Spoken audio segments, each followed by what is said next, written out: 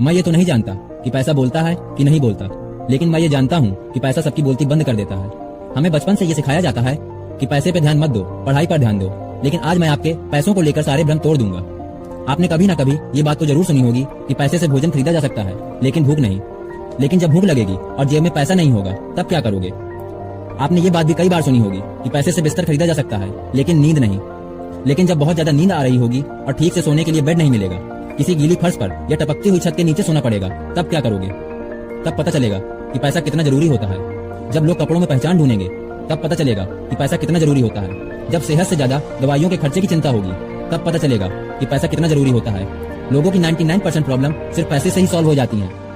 आपने ये लाइन भी तो सुनी होगी कि जब जेब में रुपए होते हैं तो दुनिया आपकी औकात देखती है, और जब जेब में रुपए ना हो तो दुनिया अपनी औकात दिखाती है। ये सही भी है, पैसा भगवान तो नहीं, लेकिन इस दुनिया में भगवान से कम भी नहीं।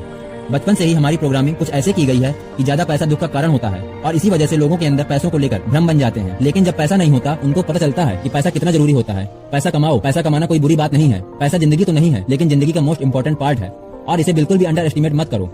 स्टार्टिंग में मैंने बताया था कि पैसे से भोजन तो खरीदा जा सकता है, लेकिन भूख नहीं। ये बात तो सही है, लेकिन सिर्फ इसी बात से पैसों को बुरा समझना ये गलत है। पैसों से सारे ऐसे आराम की चीजें खरीदी जा सकती हैं, लेकिन जिंदगी का असली सुकून जो होता है वो पैसों से नहीं आता। लेकिन फिर भी लाइफ की कुछ जरूरतें होती हैं जिसके लिए पैसा बहुत जरूरी होता है।